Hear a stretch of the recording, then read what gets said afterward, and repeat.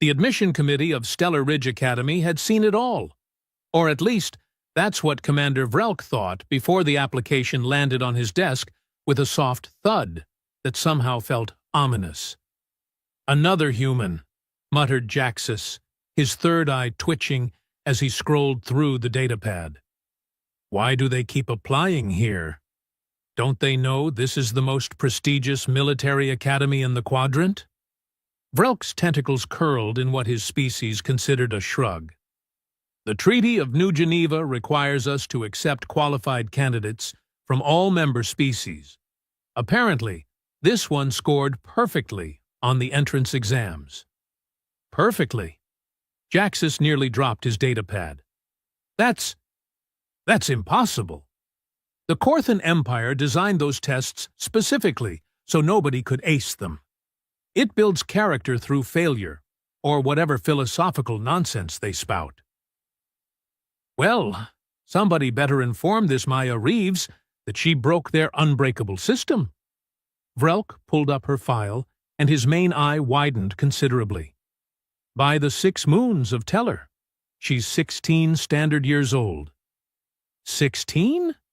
Jaxus leaned closer, his scales shifting to a nervous purple.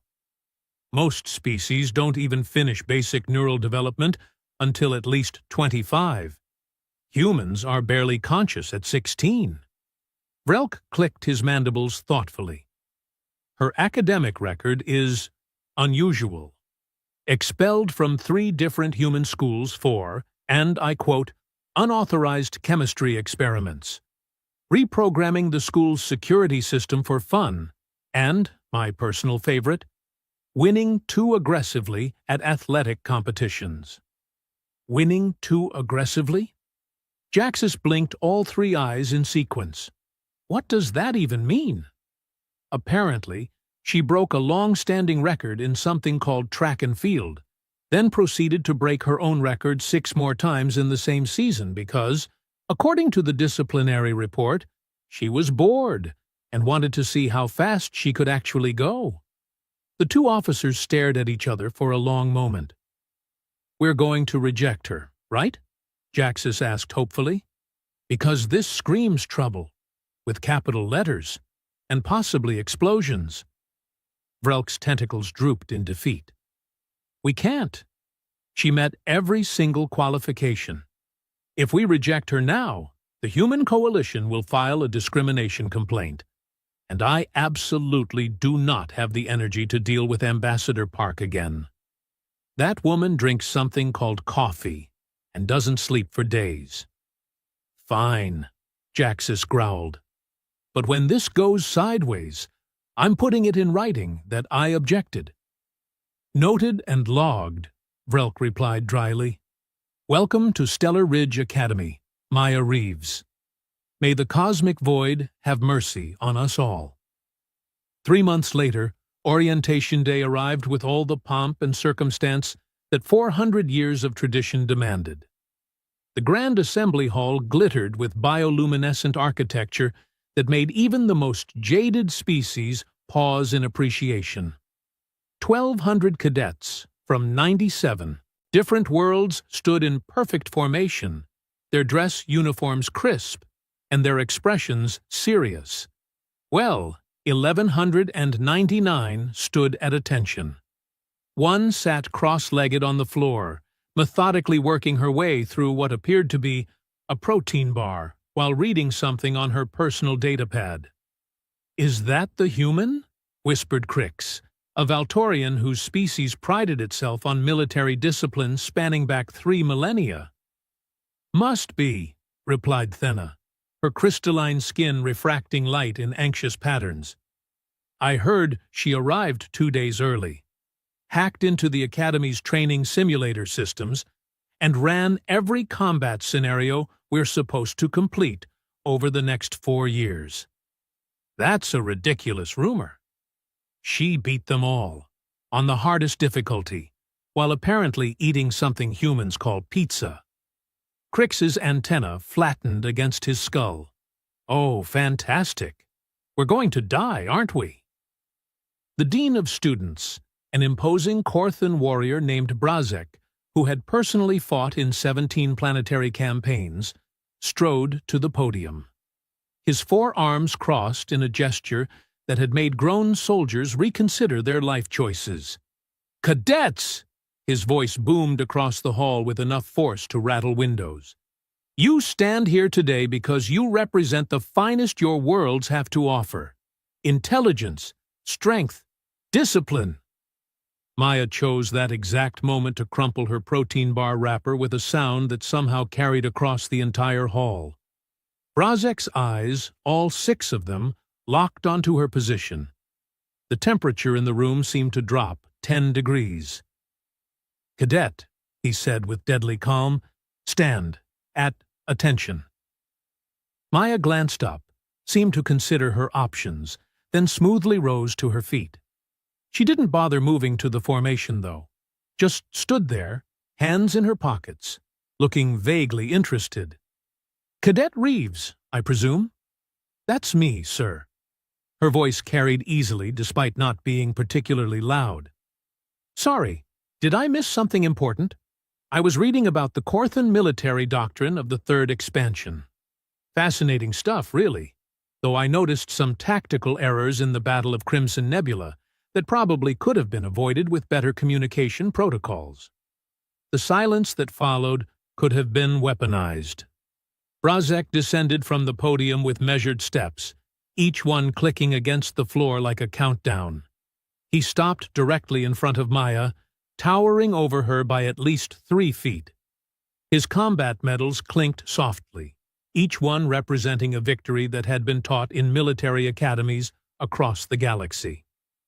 "You believe," he said slowly, "that you, a 16-year-old human who has been in this academy for exactly 47 minutes, have identified tactical errors in a battle that our greatest military minds have studied for 2 centuries? Maya tilted her head, apparently giving this serious thought. "Well, when you put it that way, it sounds arrogant. But yeah, basically.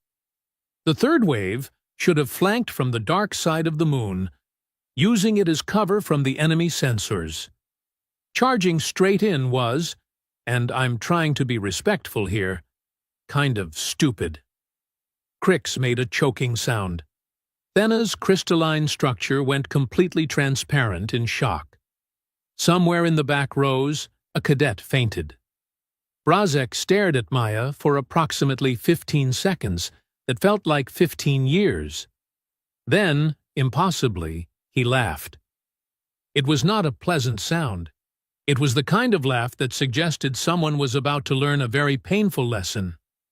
"Cadet Reeves, report to Training Arena 7 in 1 hour. Full combat gear. We're going to test your theories personally." "Cool," Maya said cheerfully. "Should I bring anything specific? Or will standard equipment work?" "Bring whatever you think will help you survive," Brazek replied, his smile showing far too many teeth. "You'll need it." Exactly 1 hour later, Maya strolled into Training Arena 7, wearing the Academy's standard combat suit and carrying absolutely nothing else. The arena itself was a massive space capable of simulating any environment from frozen tundra to active volcanic zones. Currently, it was set to neutral terrain, a flat expanse that offered no advantages to either combatant.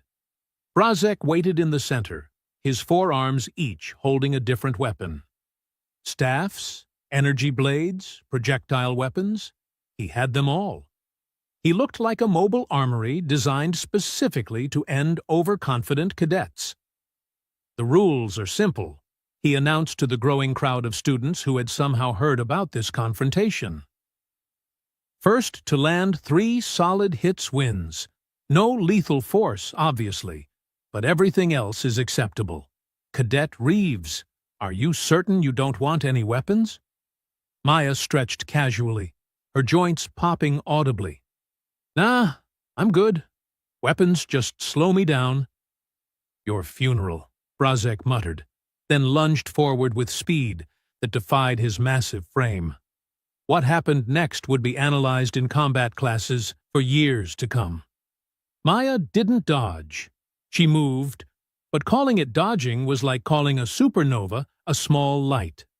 She seemed to simply not be where Brazek's strikes landed, flowing around his attacks like water around stone. Her movements were economical, precise, and somehow looked almost lazy, despite their effectiveness. Brazek's second arm whipped out with an energy staff. Maya ducked under it, stepped inside his guard, and tapped him lightly on what humans would call the solar plexus. "One?" she said pleasantly. The Korthan warrior's eyes widened. He'd been in combat for 40 years, and nobody, absolutely nobody, had ever gotten inside his defense that easily. He activated his suit's boost function, increasing his speed by 40%, and attacked with all four arms in a coordinated pattern that had defeated master combatants. Maya yawned. Actually yawned. Then she twisted sideways, grabbed one of his arms, used it as leverage to flip completely over his head, and tapped the back of his skull on her way down. "Two," she announced, landing in a crouch. The crowd was completely silent. Crix had stopped breathing. Thena had achieved a color nobody knew crystalline beings could turn. Brazek, to his credit, didn't lose his composure.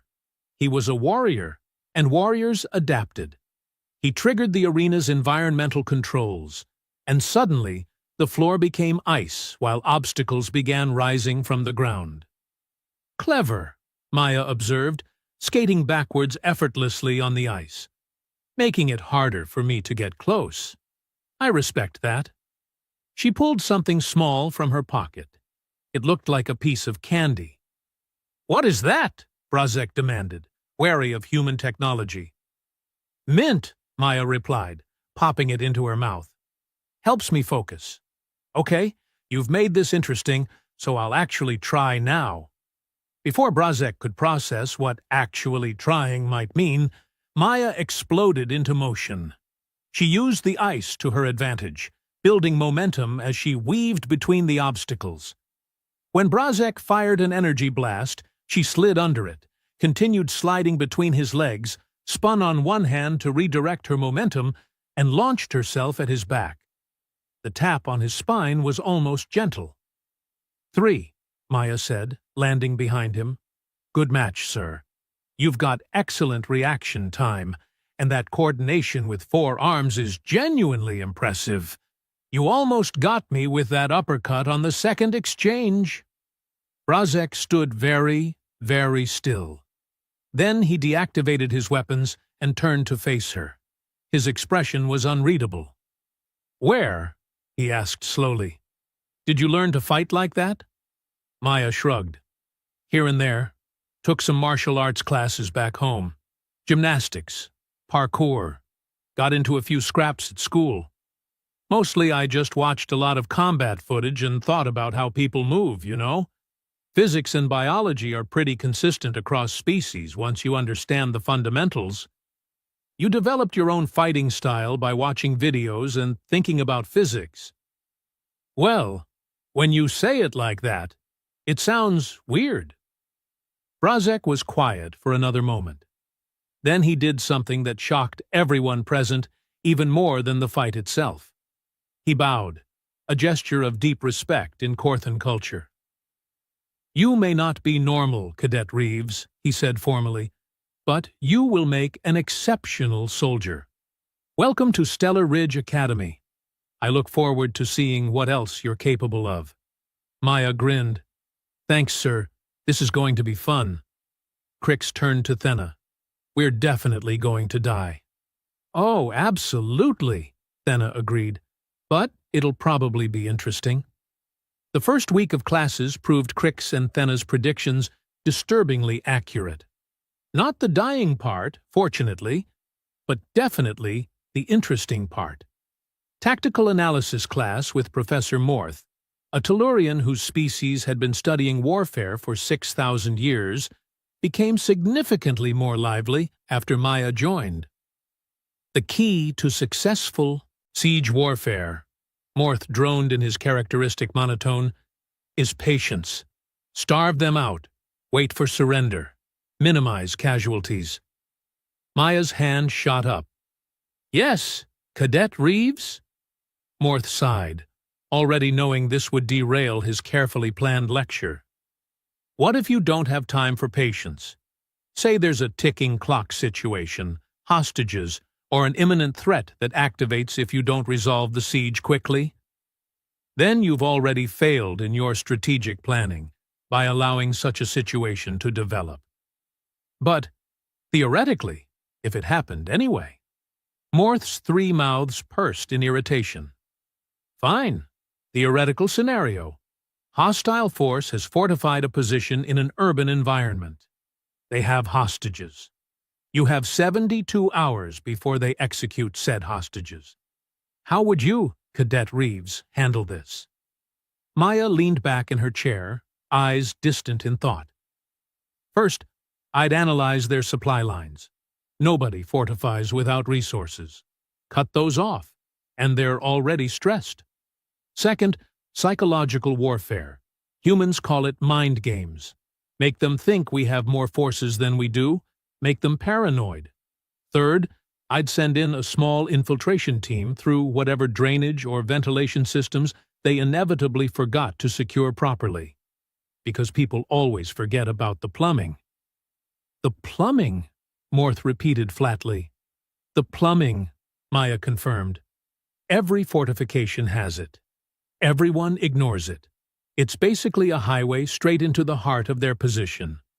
A good infiltration team could extract the hostages, sabotage their defenses from inside, and create enough chaos that a conventional assault becomes almost unnecessary. The class was scribbling notes furiously. This was not in the textbook. Morth was quiet for a long moment. Then he pulled up a historical file on the main display. The Siege of Talax Prime, 3,000 years ago. Corthan military spent 8 months trying to break through fortified positions. Finally succeeded with massive casualties on both sides. He zoomed in on the fortification schematics. Note the elaborate drainage system that was documented but dismissed as non-tactical. Maya studied it for exactly 5 seconds. Yeah, a team of 20 infiltrators through Junction 7, 8, and 12, simultaneously. Reach the command center within 40 minutes. Extract or eliminate leadership. Signal main forces to breach the eastern wall during the confusion. War over in less than a day. Morth's appendages quivered. That is, I hate that you're correct. I genuinely hate it. But you're correct. Sorry, Professor. No, you're not. No, I'm not, Maya agreed cheerfully. Advanced engineering became equally entertaining, though perhaps more terrifying. Professor Xylith, a being of pure energy contained in a magnetic field, had been teaching propulsion systems for 90 years. She considered herself unshakable. That lasted approximately 30 minutes into Maya's first class. The quantum tunnel drive, Xylith explained, mathematical formulas spinning in holographic displays, is the pinnacle of our current technology. It allows faster-than-light travel by creating a temporary fold in space-time. The energy requirements are enormous, which is why ships can only jump once every 6 hours. Maya frowned at her datapad. What if you reconfigured the energy matrix using a cascading loop? Store energy during the cooldown period in a secondary capacitor array, then inject it back into the primary system right before the next jump. You could potentially reduce cooldown to 3 hours. Xylith's energy field flickered dangerously. That would create catastrophic feedback that would destroy the ship. Only if you used a direct injection. But a phased injection through a buffer system would bleed off the excess heat while maintaining the energy boost. Show me your calculations. Maya forwarded her datapad contents to the main display. The room filled with mathematics that made most of the cadets' eyes glaze over. Xylith studied it in silence. Her energy field cycled through colors nobody had seen before. She paused. This is actually viable. Crude, inefficient, would require extensive testing. But the fundamental theory is sound. How long did you work on this? About 20 minutes while you were explaining the basic principles. 20 minutes. Is that slow? I can work faster if you need. Zilith's field turned a brilliant gold. Cadet Reeves, after this class, you and I are going to the research lab. We're going to develop this properly. And then we're going to submit it to the Galactic Science Council and watch them lose their collective minds. Cool, Maya said. Can I still make it to combat drills at 1400 hours? You'll make time, Zilith replied. Because if this works the way I think it will, you just revolutionized space travel. Again, I need to emphasize, you did this in 20 minutes while I was lecturing. Crix leaned over to Thena.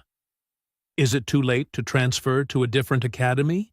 Maybe one without terrifying human prodigies?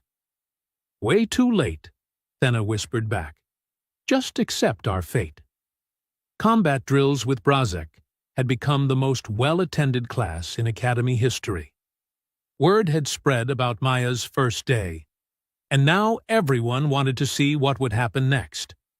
Brazek, for his part, seemed to have accepted his role in this ongoing spectacle. Today, he announced, we're practicing team tactics. You'll be divided into squads of 5. Your objective is to capture the flag from the opposing team. Standard rules apply. He paused dramatically. Except for Cadet Reeves, who will be playing as a team of 1 against a squad of 5 of my choosing. Because apparently, we need to establish whether she's genuinely skilled or just got lucky against an old warrior who should probably retire. You're not old, sir, Maya called out.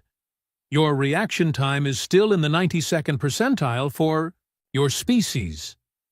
Save the flattery for after I defeat you, cadet. The squads were assembled. Maya faced off against 5 of the Academy's top-rated cadets, including Crix and Thena. All 5 looked uncomfortable with the situation. No hard feelings when we win, right? Crix asked nervously.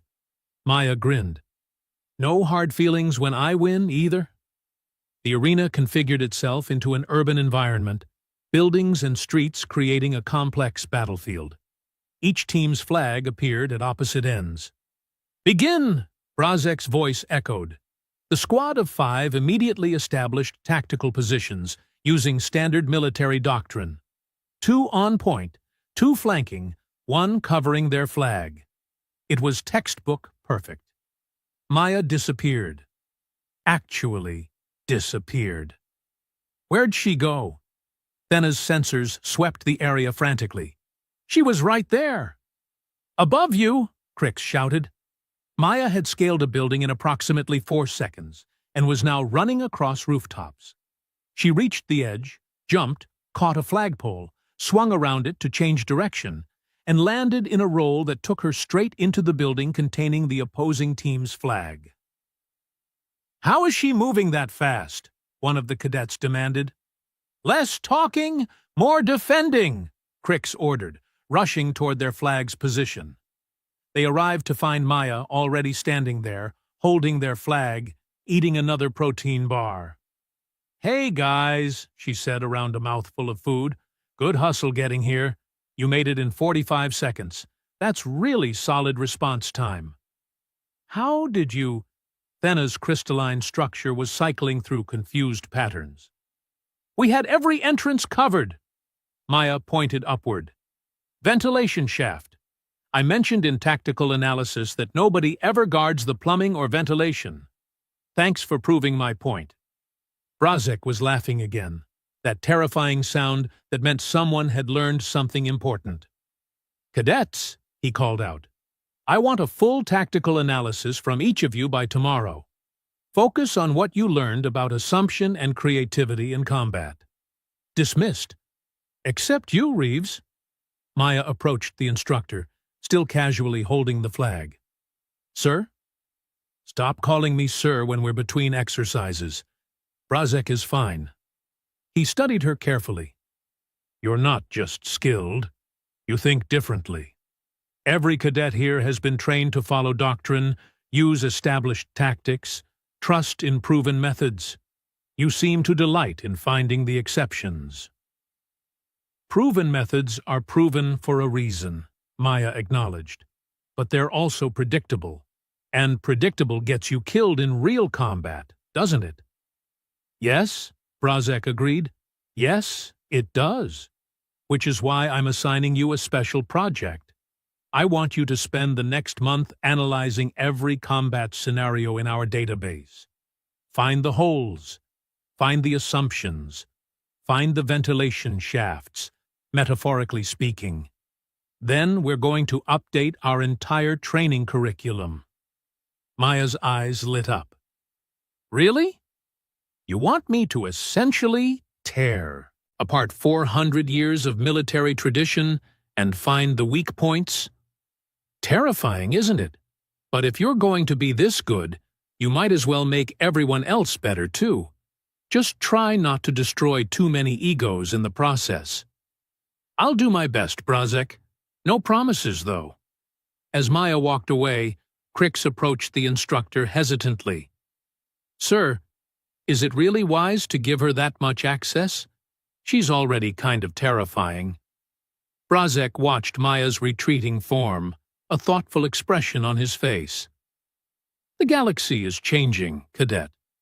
New threats emerge every day. Old tactics become obsolete. If we want to survive, we need new thinking. Even if that new thinking comes from a 16-year-old human who treats our most sacred military traditions like suggestions. That doesn't sound reassuring." "It's not meant to be," Brazek replied. "It's meant to be true. Now go write that tactical analysis and be honest about what you learned today." That evening, in the cadet common area, Maya sat surrounded by data pads, her feet propped up on a table while she systematically worked through combat scenarios. Around her, other students gathered in small groups, pretending to study while actually watching her work. "Does she ever stop?" someone whispered. "I saw her in the library at 0300 hours last night," another cadet replied. "She was reading about Valtorian neural combat techniques while simultaneously solving quantum mechanics problems." "That's not normal." "Nothing about her is normal." Maya glanced up, apparently having heard every word despite the whispers. "You know I can hear you, right? Human ears are surprisingly good." Embarrassed silence fell. Then Maya grinned. "Look, I know I'm weird. Trust me, I've been kicked out of enough schools to be very aware of that fact. But I'm not trying to show off or make anyone feel bad. I just get bored easily. And when I'm bored, I learn stuff. It's either this, or I'd probably be blowing things up for entertainment." "You blow things up?" Thena asked, her curiosity overcoming her nervousness. "Used to. Got expelled for that, remember? Unauthorized chemistry experiments. Turned out the school administration wasn't thrilled about me synthesizing compounds in the bathroom that were technically classified as low-grade explosives." "Why would you do that?" Maya shrugged. "Wanted to see if I could. Turns out I could. Also turned out that's frowned upon in educational settings." "Who knew?" Despite themselves, several cadets laughed. Crix settled into a nearby chair. "Can I ask you something? And I mean this genuinely, not as an insult. Why are you here? You could probably get into any research institution in the galaxy, work on cutting-edge science, make discoveries that change civilization. Why military academy?" Maya was quiet for a moment, her expression turning serious in a way they hadn't seen before. "Because scientists work in labs," she finally said. "They're protected, insulated, safe. But the galaxy isn't safe, is it?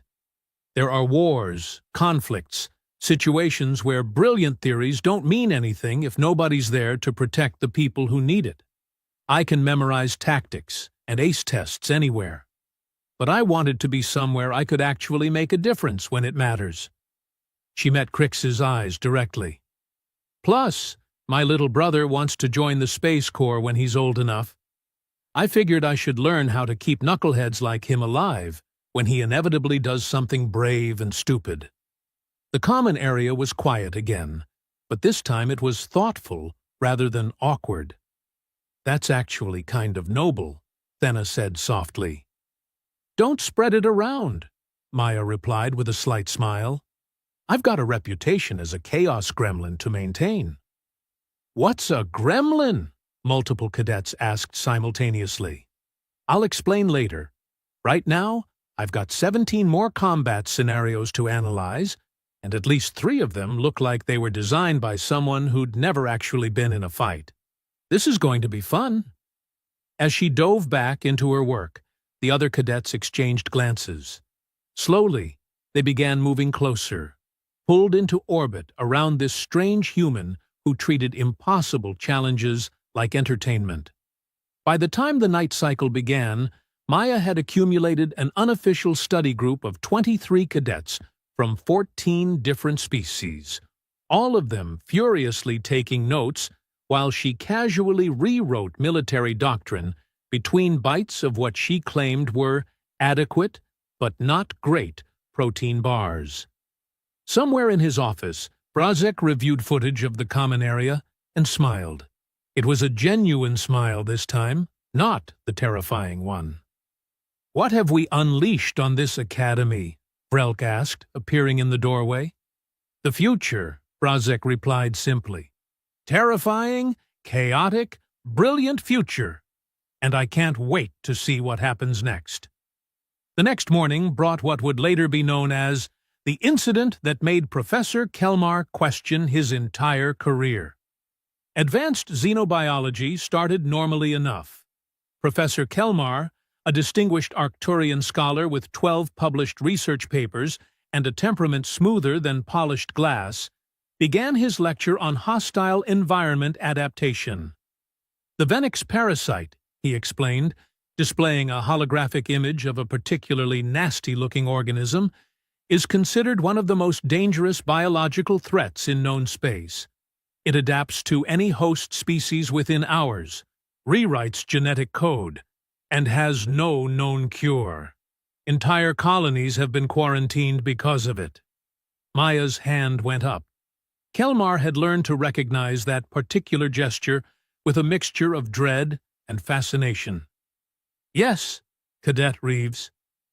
Has anyone tried introducing a competing parasite with faster adaptation rates? Force the Venix to fight for resources instead of focusing on the host? The silence stretched uncomfortably. That's... Kelmar's bioluminescent patches flickered rapidly. That's absolutely insane. You'd be introducing a second deadly parasite into an already infected host. Sure, but if the second parasite is designed to target the Venix specifically and burns itself out after eliminating the primary threat, you've essentially created a temporary cure that self-destructs, like fighting fire with fire, except with horrifying biological nightmares. Designing a parasite to those specifications would take decades of research.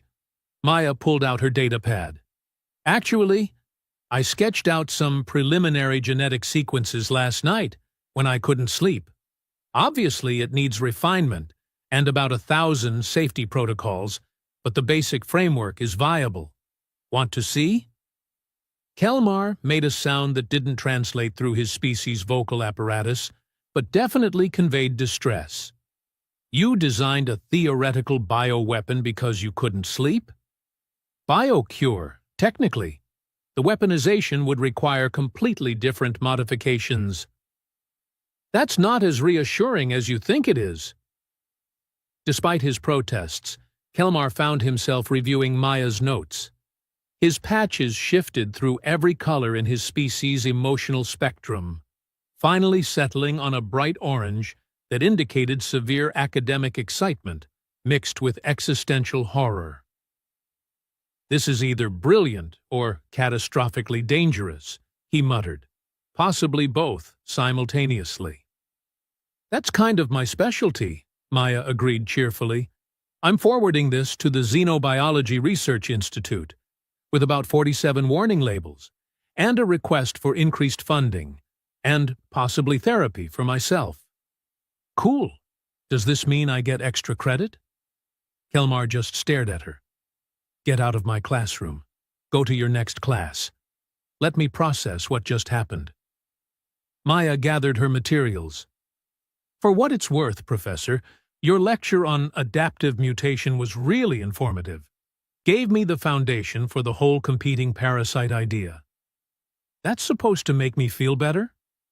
Is it working?" "No. Leave. Please." In the hallway outside, Maya nearly collided with a cadet she hadn't met before. He was tall, covered in dark blue scales, and wore the insignia of a third-year student. "You're the human everyone's talking about," he said, and it wasn't a question. "Maya Reeves. And you are?" "Dravik, squad leader for the senior tactical unit." He crossed his arms, which for his species indicated challenge. "I heard you embarrassed some first years in combat drills. Got lucky against Instructor Brazek on your first day." "If that's what you want to call it," Maya replied neutrally. "I'm calling it beginner's luck, mixed with flashy moves. Real combat isn't about gymnastics and ventilation shafts. It's about discipline, teamwork, actual military precision." Several cadets had stopped to watch this confrontation. Word was spreading fast through personal communicators. Maya considered Dravik carefully. "You want to test that theory?" Arena 3, 1800 hours. Full squad tactics. My team against yours, he smirked. "Oh, wait. You don't have a team, do you? Just you against 5 trained seniors should prove my point nicely." "Make it 10, Maya said calmly. Dravik's scales rippled in surprise. "What? 10 seniors. You, plus 9 others. Make it interesting." The gathered crowd gasped. Crix, who had been watching from nearby, made a sound like a deflating balloon. "You're insane," Dravik said, but he was grinning now. "Fine. 10 against 1. We'll see how long you last." "See you at 1800, Maya replied, walking away. "Bring your A-game." Once she was out of earshot, Thena materialized beside Crix. "She's going to get destroyed. 10 senior cadets? They've been training for years." "Yeah," Crix said slowly. "That's what I would think if I hadn't watched her dismantle every expectation since she arrived. Want to make a bet?" "On what?" "On how long it takes her to win." Thena's crystalline structure flickered. "You think she'll actually win?" "I think underestimating Maya Reeves is the fastest way to end up questioning your entire understanding of reality. I'm betting under 10 minutes. "That's ridiculous. I'll take that bet." By 1800 hours, Arena 3 was packed. Word had spread through the entire academy. Even some instructors had shown up, including Brazek, who stood in the observation deck with his arms crossed, and an expression that suggested he was enjoying this far too much. Dravik's team assembled in full combat gear, looking professional and coordinated. They moved like a unit that had trained together extensively, which they had. Maya arrived wearing standard exercise clothes and carrying a water bottle. "Where's your gear?" Dravik demanded. "Don't need it. Slows me down." She took a drink of water. "Ready when you are." The arena configured itself into a multi-level environment with various obstacles, platforms, and cover points.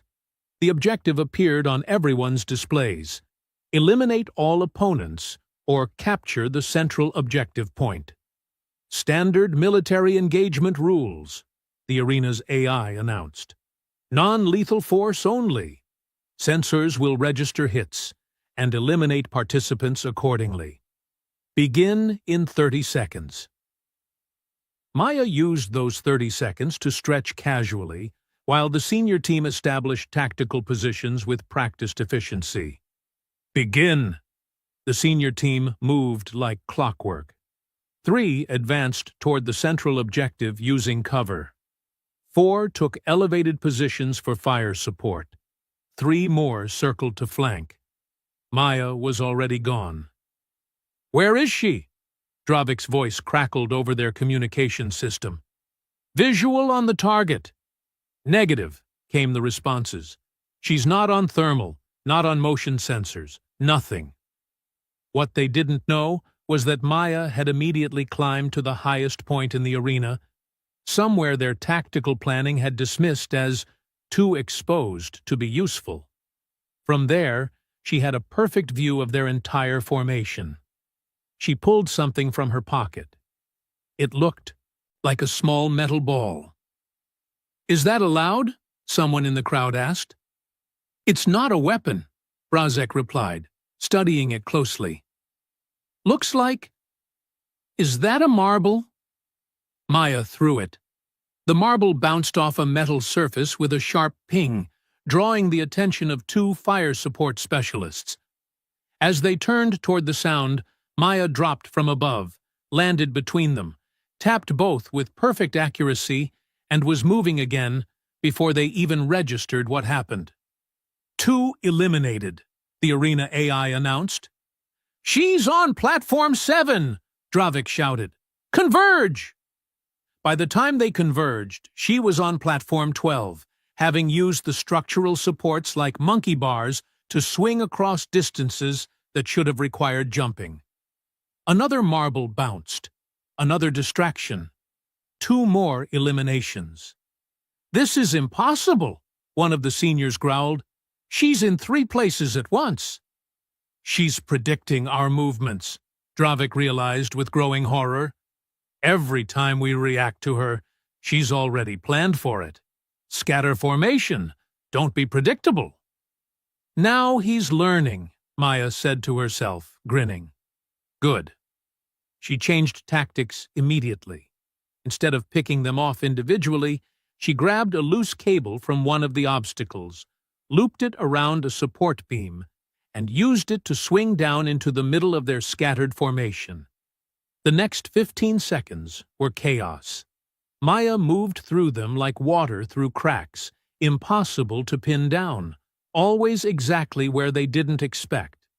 She used their own teammates as obstacles, forcing them to check their fire.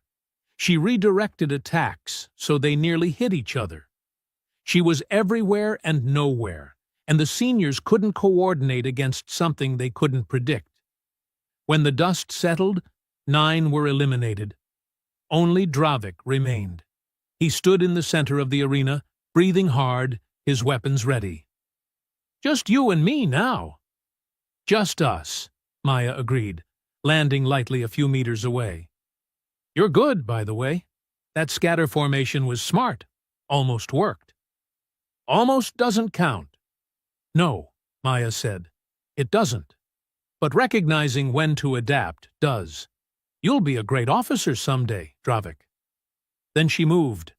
Dravik fired, but she'd already ducked under the shot, rolled forward, came up inside his guard.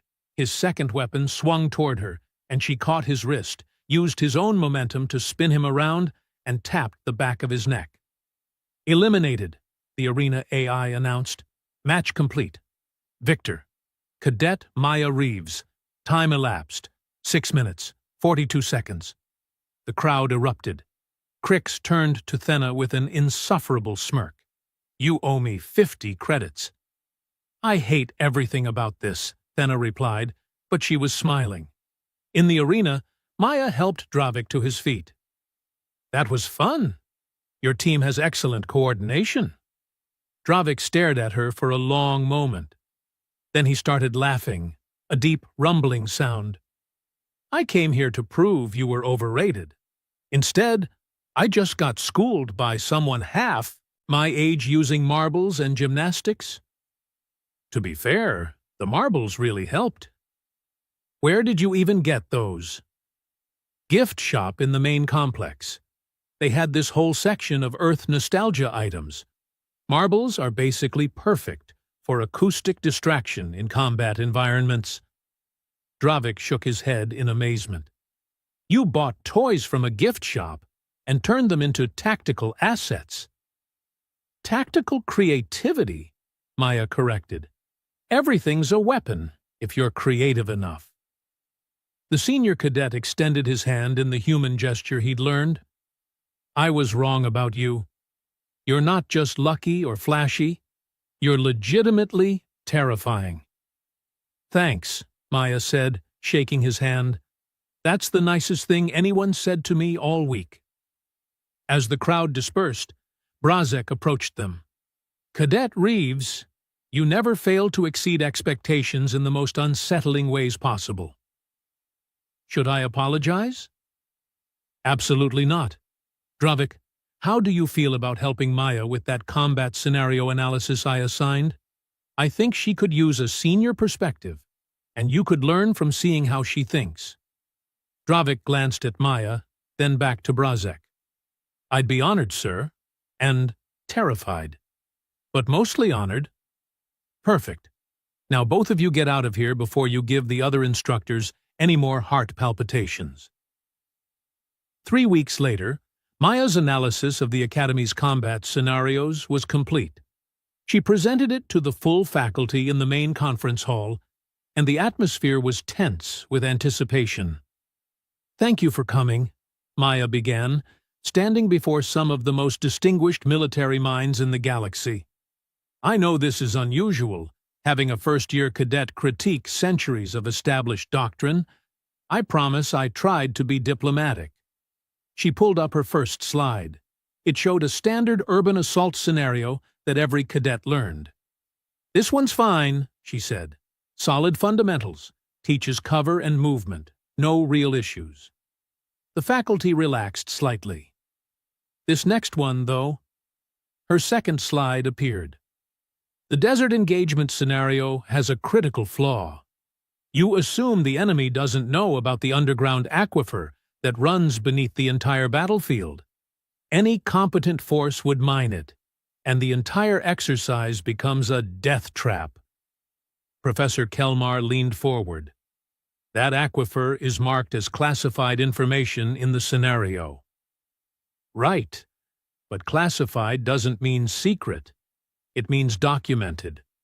Any intelligence service worth its salary would find it. You're teaching cadets to walk into traps because they trust that the enemy doesn't know things they definitely know. Uncomfortable shifting rippled through the audience. Maya continued through 17 more scenarios, each time highlighting assumptions, vulnerabilities, or outdated tactics. She wasn't cruel about it, but she was relentless. Finally, she reached her conclusion slide. Look, I'm not saying these scenarios are bad. They teach important skills, but they teach cadets to think inside very specific boxes. Real combat doesn't care about boxes. Real enemies will use every advantage, exploit every assumption, and definitely check the ventilation systems. She smiled slightly. My recommendation is to keep the current scenarios for teaching fundamentals, but add a second tier of training that specifically focuses on unconventional thinking, adaptive tactics, and preparing for enemies who don't follow standard doctrine, because that's what real threats look like. Dean Vrelk, who had been silent throughout, finally spoke. You want us to essentially create chaos scenarios where established rules don't apply. I want you to prepare cadets for reality, Maya replied, which is often chaotic and doesn't follow rules, sir. The faculty debated for 20 minutes. Arguments flew back and forth about tradition versus innovation, established doctrine versus adaptive thinking. Finally, Brazek stood. I've fought in actual combat for 40 years. I've seen brilliant tacticians die because they couldn't adapt when situations went sideways.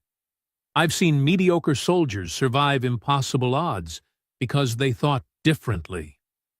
He looked at Maya. This cadet is offering us a chance to improve, to evolve, to ensure fewer of our graduates die their first time they face real danger. I vote we implement her recommendations. One by one, the other instructors agreed. Dean Vrelk sighed. Very well. Cadet Reeves, congratulations. You've just revolutionized our training curriculum. I hope you're happy. I'm pretty happy, yeah, Maya admitted. Also kind of terrified about the amount of work this creates, but mostly happy. Speaking of work, Professor Xylith interjected, her energy field bright with excitement. I need to announce that Maya's propulsion system modifications have been tested. They work.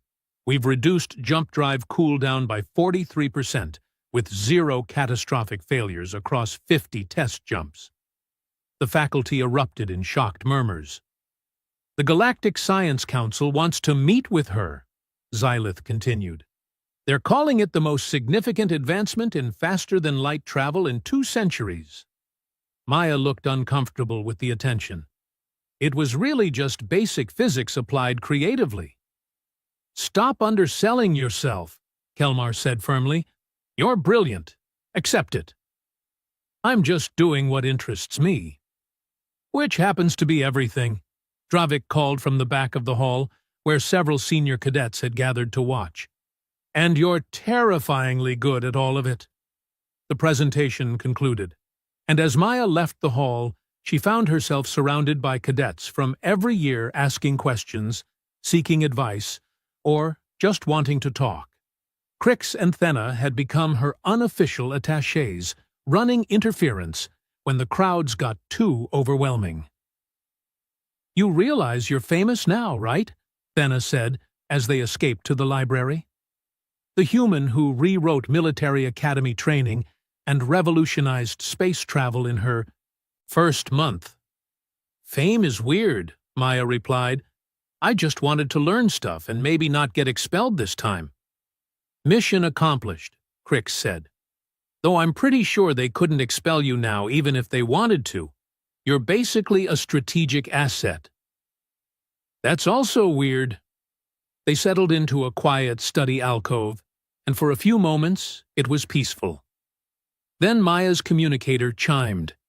She glanced at it and groaned. What's wrong? Thenna asked. Message from my little brother back on Earth. He's been following the news about the jump drive thing. He's very proud, very excited, and has asked me to send him detailed schematics so he can build one in his garage. That sounds dangerous. That's what I'm going to tell him, right after I explain why building experimental propulsion systems without proper safety equipment is a terrible idea. She paused.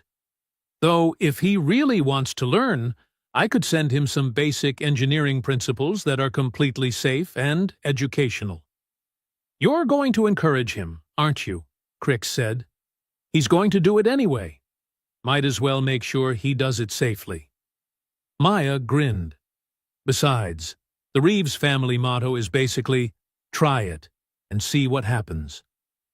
Is that actually your family motto? No, but it should be. Later that evening, Maya stood on one of the Academy's observation decks, looking out at the stars. The galaxy stretched endlessly before her, full of unknowns and possibilities. Brazek found her there, standing quietly. Penny for your thoughts? He asked, using a human expression he'd learned. Just thinking about how weird life is, Maya replied.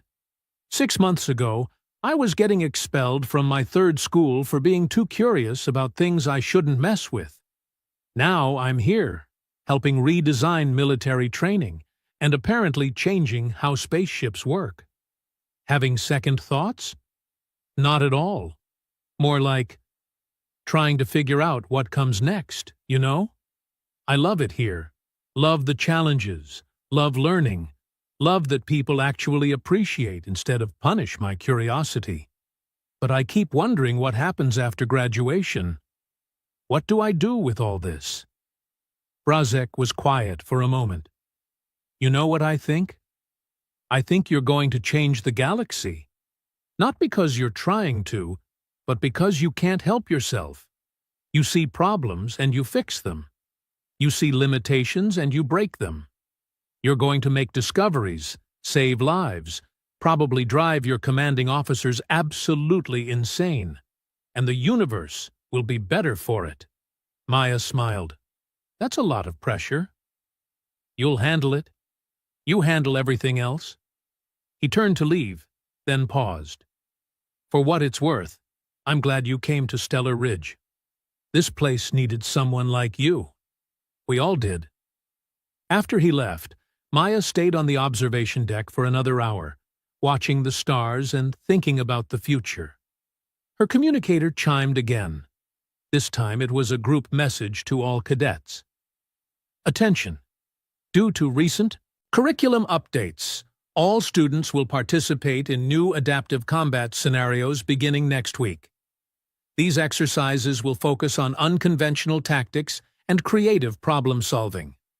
Prepare accordingly. Also, Cadet Reeves is specifically prohibited from helping other students cheat by telling them the solutions.